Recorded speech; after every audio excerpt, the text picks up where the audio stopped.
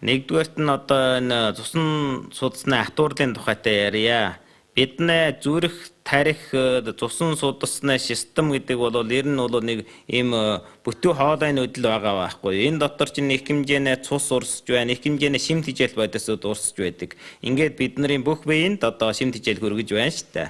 За тийм болохоор одоо энэ дотор байгаа бодисуудын хэмжээ, жишээлбэл өөхнөө хэмжээ, шихрийн хэмжээ, даралтын хэмжээ, тийм ээ, түүний өтгөц энтгээр зүйлсүүд нь л одоо хувиралт гараад ирэхтэрээ л бид нарын одоо цусан судсанд одоо муу илдэл үзүүлээл. За нин илүү ийм байдлын дор бол одоо цусан дотор байгаа онцгой бүтээгдэхүүн холестерин одоо энийг бол дангуучун. За энэ нь бол маш амархнаар цусан судасны хандаар суурилдаг. Тэрнээ нөхцөл нь бол даралт маралт өндөр байх юм уу, урсгалын өөрчлөлт ороод тэр дотор хан эвдэрх юм уу. Ингээд олон зүйлийн шалтгаанаас болоод одоо цусан судасны дотор хан дотор суурилж байгаа байхгүй юу. Тэгээ тэнд нь бол одоо хагтай маягтай одоо ус чанахтаар дээврийн дотор хаг үлддэг штэ. За түүнтэй адил тиймээд хаг үлдээ. Тэгээд дээгүүр нь бүрхэж суугаад ингээд одоо цусан судас чинь их уян зөөлөн биш, их хатуу болоод ингээд хатуураа тэгээд нарийсэд ингэж ирж байгаа байхгүй юу. За энэ үед нь одоо бид нар нэг хөдөлгөөн хийх юм уу, сэтгэлийн үйлдвэрлэгэнд орд юм уу, цусан даралт өндөрдөх юм уу, энэ үед бол штэ энэ цусны урсгалын хувиралтанд ордог байхгүй. Энэ үед ямар байдал гарнаг бол энэ дотор байгаа тэр бүрхэж байгаа эптед ис нь одоо хагарах юм уу, ийм байдлын дор одоо дотор нь одоо бид нар ингээл гараа ингээл нэг жоохон огтлж барьчих юм бол цус нь өөрөө ингээд бүсдэг штэ. Яг тэр байдлыг өсдөг байхгүй тэр дотор. Тэр хагарсан хэсэг юм уу тэр хэсэг дээр нь одоо цусны элдэс очт нь алдаал тэгээд шууд цусан судсыг бөглөх аюултай. А нөгөө бол одоо энэ чинь харамхай чанаргүй болсон, хэврэг болсон цусан судас чинь хагарах аюултай. За тэгээд зүрхэн дөөсвөл зүрхнээ шигдэс гэж байгаа юм. Тэгээд тархин дотор үүсэх дээрээ тархинд цус гарах юм уу, тархины цусан судасны бөглөрлөө өсөж байгаа байхгүй юу. Ингээл одоо бид нарын чинь одоо амь насыг авах юм уугүй бол зэрэмдэг болгож байгаа юм л да. Ийм болохдоо цусан судасны хатуурал гэдгийг одоо урьдчилан сэргийлэх чухалтай дээ. Цусан судасны хатуурал бол ерөөсөө л одоо бидний амьдралтай л шууд холбогдолтой. Бид нарын идэж уухтай холбогдолтой. Ийм байгаа юм. Тэгээд одоогийн юунаас үзэх юм бол энэ цусан судасны хатуурал бол ерөөсөө 10 хэдэн наснаас ингээд эхлээл аажмаар явсаар байгаад хүн одоо 30 40 хүрээл 50 хүрээ ч юм уу ийм олон жилийн дараа сая жинхнээр илэрж гарч байгаа байхгүй. Жинхэнэ илэрж гарах үед бол цусан судас чинь одоо 170% нарийсцэн гэсэн үг. Ийм аюултай байдалд орж байгаа байхгүй юу. Дэлхийн 2 дугаар дайны үед л одоо энэ Солонгосын дайны, Америкийн солонгосын дайнд одоо өргөдсөн дайчуудын зүрхний шинжилгээ хийгээд үзэхэд тэгшдгээд 22 настай залуучуудын 77% нь нэгэнтээ цусан судас нь атуурах байдал үүссэн байгаа байхгүй юу. Тийм болохдоор цусан судасны атуурал гэдэг бол нэг өдөр үүсэж байгаа юм биш. Бөөр залуугаас үүснэ. Тэгээл удаж агаал маш одоо олон жилийн дараа сая илэрж гарч ирдэг байхгүй. Энэ нь бол нэлийн хүндэрсэн байдлыг хэлж байгаа юм. За энэ талд бас анхаарах хэрэгтэй болов уу гэж бодож байна л да. Цусны дотор бол өөхлөг бодис байдаг. Энэ бол зайлшгүй хүний биед шаардлагатай шимт хижээл юм. Бидний амьд байх, бидний амьд бодисын үйл ажиллагаанд зайлшгүй шаардлагатай дээ. Гэвч үүнээ бодисын солилцоон жаахан буруудах юм уу, самууралд учирсан үед эрүүл байдлаас нэмэгдээд гараад ирвэл үүнийг цусны өөхлөг өндөрдөх гэмээ гэж хэлж байгаа юм. Үүн доторх гол хоёр зүйл байна л да. Нэг нь бол холестерин, бас нэг нь бол одоо цусны өөхлөг одоо ганью санжигж штэ. Ийм зүйл юм. Нэг нь л өндөрдөх юм бол цусны өөхлөг өндөрсөн тооцогдно. Хоёулаа өндөрдөх юм бол одоо бодисын салцгаа самуурсан хурмал гэм гэж байгаа байхгүй. Энэ чинь бол улам хүндэрж яана л гэсэн үг. Тэгээд эдгээр бодис чинь л очоод одоо нэг цусан судснаа чинь хандаар суйрлал ороод тэгэл хаг болоод тэгэл цусан судсыг чинь нарийсэл хэврэг болгоол одоо тэгэл хатуур болчихж байгаа байхгүй юу.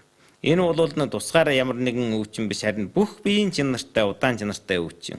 За хэрвээ таны цусны дотор байгаа өөхлийн хэмжээ өндөр байх юм бол хөшгөнч бай, залууч бай, хүүхэдч бай, туранхайч бай, эцэнхээч бай.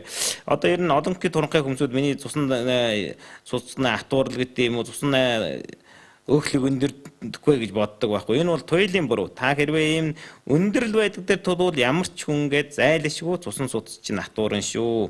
Энийг одоо зөв ойлгоод зөв мэдрэх хэрэгтэй гэж. За тэгээд одоо гол энэ эрэлт нь хаанаас ирж байна л гэвэл бид нар хоолн дотроос ирж байгаа. Одоо холестерин чинь бол хүний илгэн дотор бол дангууршин чинь бол үргэлж бий болж байдаг. Яагаад бий болж байдгийг бол энэ чинь хүний биед маш их чухалтай шимтгийл. За хэрвээ бид нарын гормоны төрлийн маш хэрэгтэй, бидний сүсийн шингэнд хэрэгтэй, бидний эсийн бүрхэмжид хэрэгтэй, маш олон газар хэрэгтэй шимтгийл байхгүй. Илүүдэд гараад ирэхдээ л одоо бид нарт одоо ингээд муу үйлдэл үзүүлж байгаа юм. Тийм болохоор энэ талд анхаарах хэрэгтэй байхгүй. Тухайлбал холестеринээр өндөр хоол гэдэг чинь юу байд юм аа гэвэл одоо жигүүртнээс бол одоо энэ дөрвөн хөлтэй амтны доторх одоо холестерин өндөр л байдаг. Туранхай махаас одоо тарган мах нь илүү л байдаг. За тэгвэл далайгийн амтнаас авч үзвэл хатуу холестерин юм уу зөөлөн биштэй амт нь бол энгийн загснасаа өндөр л байдаг. Тэгээд хоол хүнсийн дотор аваад хэлэх юм бол одоо дотор эрэхтэн малын дотор эрэхтэн их өндөр. За өндгөн дотор өндөр. За тэгвэл загснаа тэр дүрс гэж хэлдэг ч загснаа өндөг штэ тийм ээ. Энэ дотор их өндөр байдаг. За тэгэл одоо ер нь ботте дээр аваад хэлэх юм бол тарих нугас тийм ээ. Элиг бөөр энэ их өндөр байдаг байхгүй. Тэгээд өндөг тэгээд загснаа дүрс юм уу одоо тэр шихван гэж хэлж байгаа загснаа өндөг юм доо тэр ийм зүйлийн юмнуудад өндөр байд юм аа. Тийм болохоор амьдрал дараа бас энэ цусны өөхлөгийг өндөр болох бодисуудтай одоо цогцтой харьцах хэрэгтэй. Идэж болохгүй гэсэн үг биш. Өдөрт нэг өндөг идэхэд бол хүнд ямар ч муу нөлөөлөл үзүүлэхгүй. Хоёрыг идвэл илүү хэцүү болоод ер нь гурвыг идвэл бүр хэцүү болно шүү дээ, тийм ээ. Тэгээд нин одоо цусных нь өөхлөг өндөр хүн болвол одоо энэ талаар нэн сайн анхаарах хэрэгтэй байх гэж би бодож байна да. Хооллох зарчим гэж байна. Тийм шимт хичээлийн тэнцвэрийг анхаарах хэрэгтэй. Дор өөхлөг, дор достой, дор давстай тийм ээ. Зогштой, уургатай, зогштой нүүрс усны нэгдэл одоо гурил замбадаа гэсэн үг. Одоо тэгээд бүдүүлэг хоолууд гэсэн үг. Тэгээд одоо шимт хичээлийн талд аваад хэлэх юм бол одоо эрдэс бодис витамин ширхлэг бодисоор өндөр ногоо жимсүүдийг хэрэглэх хэрэгтэй. Хоол хүнсүүдийг хэрэглэх хэрэгтэй. Тэгээд ер нь хоолыг бол олон төрөл, олон янз, олон өнгийнхийг хэрэгжилж байгаараа өдөрт 30-аас 40 зүйлийн хоолыг идчихвэл их зүйтэй гэж байгаа байхгүй. Тэгээд дээр нь одоо зогстой биеийн тамирын хөдөлгөөнгээд сэтгэл санаагаа тайван амгалан байлгаад эрүүл мэндийн тухайтай суралцах бол маш чухал шүү. Олон дахин давтан гэж байна. Ингээл та өөрийг нь зөв хөтөлж чаддаг болно шүү дээ, тийм ээ. Тэгээд одоо хоёрд нь бол одоо амаан байр, хөлөөн хөдлөг. Иннээ учир утга нь бол шүү дээ. Амаан барихтаар бол шүү дээ. Ургамлын төрөлтэй хоол хүнсийг голлон хэрэгжилжээ. Амтны гаралтай хоол хүнсийг дэдлэн хэрэгжилжээ, багшиг хэрэгжилж бай, тийм ээ. Өөрийнхөө тэр одоо муу дадгалуудад тийм үү айрах тамхи тийм ээ тэгэл их тарган мах иддэг тэгэл муу дадгалууд юм уу унтаж амрах эдгэрийг одоо анхаарах хэрэгтэй. Энэ цусан судасны хатуурал гэдэг бол нэг л бий болчих юм бол буцаад иргэдэг өвчин штэ. Байхгүйгасаа байж болно. Байснаасаа үгүй болж чаддаггүй. Хүнд байдлаасаа хөнгөн байдал зүг шилжиж чаддаггүй гэж одоо анаах ухаандар ерөнхийдөө ингэж үзэж байгаа. Гэвч бол ганцхан л арга байна. Үүнийг бол ерөөсөө имээр бол одоо олонхын хүмүүсд нэг ийм бодолтой байд юм л да. Ямар нэгэн өвчин олцгол им уугаал дөр ингээл гэлс тас энэ өвчин нийлэгчих юм шиг. Өнөөдрийн байдалд бол цусан цуцны хатуурлыг ямар ч юм энгийн байдалд нь юм уу буцааж эргүүлж чадахгүй байна. Гэвч эргүүлэх цорын ганц арга бол та амаан байр хөлийн хөдлөг итэх үедээ гэр хоол хүнсэндээ тохируулалт хий. Зогчтойгоор хөдөлгөөн хий. Сэтгэл санаагаа тайван байлга. За энэ хөдөлгөөн болоод хоол хоёр чинь энэ өвчнийг нэг болвол багасгаж болно. Бөрмөсийн эдгэрүүлж бас боломж байхгүй гэж хэлхийн арга байхгүй. Гэвч бол тэгээд аваа та энэдэг бол маш их хэцүү асуудал. Хэрвээ өвчин чинь их хүндэрсэн үед бол энэ ч хэрэгдэх юм байна штэ. Тиймээс өвчин чинь хүндэрхийн өмнө хэрвээ ийм байдлууд цусан судасны хатуурлын байдлууд эхэлж явах юм уу одоо нэг бол цусан судас чинь хатуурах өөхлөг нь өндөрдөх тийм ээ шихэр өндөрдөх эдгэрийг бол хамгийн гол нь урчлан сэргийлж бөрмсөн болох өвчнгүүд дээ. Гэвч хүндэрсэн үедээ бол одоо туйлын хэцүү болчихно шүү дээ. Тиймээс одоо амьдралаа сайхан зөв зохицуул, зөв авч яв. Ингүүл одоо энэ өвчнийг урчлан сэргээхээр барахгүй өвчин байвал одоо бас хөнгөрүүлж болно. Даслан зогсоож болно. Энэ олон талд бол арга хэмжээ байхгүй ш байна. Энэ бол таныг өөрийгөө л төшөглөнө. За би бол энэ яг эмчилгээний тал дээр эмийн бол одоо би хийх юм байсан. Ягаад гэвэл эмнэлгийн орооноос орохын өмнө надтай яар, өвчнөд нь илэрж гарахаас өмнө надтай яар. Тэгээд гүү бол эмнэлгийн ороонд ороод эмчилснийхаа дараа одоо яавал бөрмөссөн сайн эдгэрж болох вэ? Улам эрүүл байх вэ? Энэ байдлаа яаж батлах вэ гэвэл надтай яар. Ийм хоёр талын зөвлөмж өгдөг л дээ би бол одоогийн байдалд. Энэ одоо эмчнэртэй би өрсөлдөөд юм өгөөд чи яах вэ тийм ээ. Тэгвэл би яг энд бас нэг хоёр талаар жаахан зөвлөчихье гэж бодож байна л дэмийн талаар. За хэрвээ одоо цусан даралжийн өндөр болвол заавал цусан даралтыг бууруулах юм уух хэрэгтэй. Энэ юм сайн муу юм гэж байдгүй. Чиний цусан даралтанд, таны цусан даралтанд хэрвээ ямар юм тохирж ивэл тэр юм л хамгийн сайн юм. Ийм болохоор эмийг заавал эмчээс аваад цусан даралтаа заавал буулгах хэрэгтэй. Хэрвээ цусан даралтыг буулгахгүй хэвэн байхгүй болвол өөр олон зүйлийн эргэтэн чинь нөлөөлөө зүрх тарих бөөрөнчид нөлөөлөл ингээл одоо олон зүйлийн өвчнгүүдийг үүсгэн штэ. Тийм болохоор энийг одоо маш их анхаарах хэрэгтэй. За хоёрдугаар талд нь бол одоо энэ холестерин юм уу цусны өөхлөг өндөр хүмүүс бол одоо заавал одоо им уух хэрэгтэй. Им уун хамгийн чухал нь им ууж яана гэдэг чинь зөвхөн өнгөн талын асуудлыг шийдвэрлэж байгаа байхгүй юу. Гэвч бол уул асуудал нь бол шийдвэрлэгдээгүй шүү дээ. Тийм болохоор имээр одоо энийг бүх хүмүүс яачна гэж болохгүй. Хэрвээ одоо нэг өнөөдөр одоо би бол ингэж л хэрэгжүүлж байна л дээ. Одоо өнөөдөр нэг махтай хоол идээд холестеринтэй өндөр хоол идчих юм бол би нэг татны төрлийн 5-аас 10 мг-ыг нэг уучих нь. Тэгвэл одоо энэ бол одоо би холестеринээ илгэнд холестерин үүсхийг багасгах чинь тэгвэл эрэлт нь багасч чинь гэсэн үг байхгүй юу. Тэгээд одоо би холестерин ингээ хязгаарлалчих болно. Тэгвэл миний цусан судас атуурахгүй байж болно. За тэгээд одоо тэр ганью санжи гэдэг нь өндөр байх юм бол битэний төрлийн ямиг уугаарай. За ингээд зохицуулж болно гэсэн үг. Хэрвээ урт удаан хугацаагаар уух юм бол заавал илгэнийхээ үйл ажиллагааг байн үзэж явах хэрэгтэй. Яагаад гэвэл ямар ч юм бүгдөө илгэнд очиж хор тайлдаг байхгүй юу. За бас нэг төрөл дээр нь бол аспирины төрлийг ууж болно.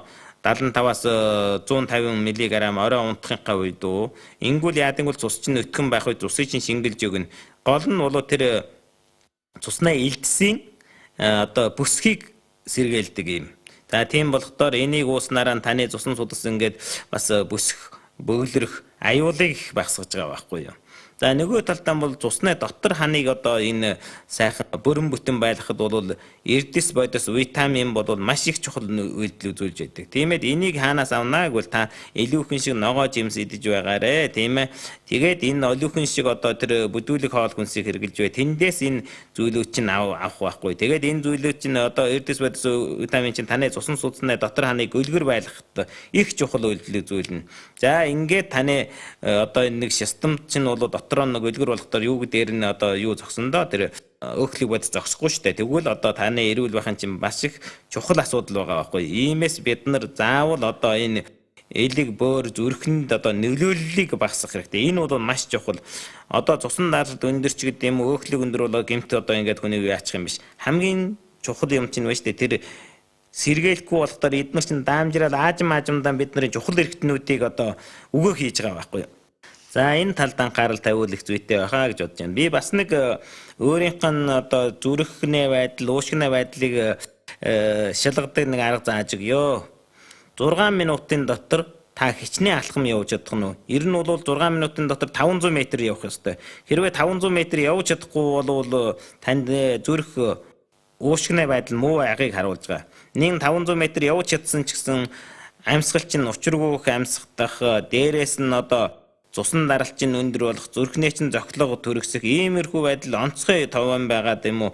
Хурднаар буцаж эргэж уулын байдалтай орохгүй байвал таны зүрх цусан судасны асуудал үүсэж яана л гэснийг харуулж байгаа байхгүй юу. Тийм болохоор энэ талдаа одоо бас анхаарал тавиарэ. За ингээд одоо олон талд анхаарал тавиул одоо энэ зүрх цусан судасны өвчнчд юм уу эднэрийг бол урьдчилан сэргийлэх бүрэн боломжууд байгаа шүү. За баярлалаа. Баяртай.